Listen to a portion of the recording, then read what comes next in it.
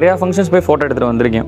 But அந்த ஒரு age attend பண்ணுற ஃபங்க்ஷன், அதாவது ஒரு சடங்கு ஃபங்க்ஷன் போய் ஃபோட்டோ எடுத்துகிட்டு வந்தால் உண்மையிலே ஃபங்க்ஷன் முடிச்சு வீட்டுக்கு வந்தாலும் எங்கேயே வெளியே போனாலும் எனக்கு ரொம்ப ஹர்ட் ஆகிற நிறைய விஷயம் பண்ணுறீங்க.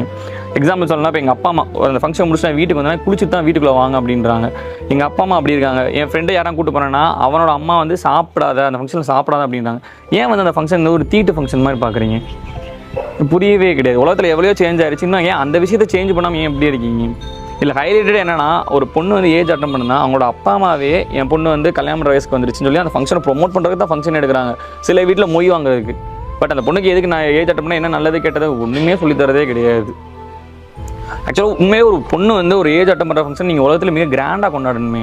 ஏன்னா ஒரு பெண் வந்து பருவமடைதல் அப்படின்னு நடக்கலைன்னா மனித இனமே வளர்ச்சி அடையாது.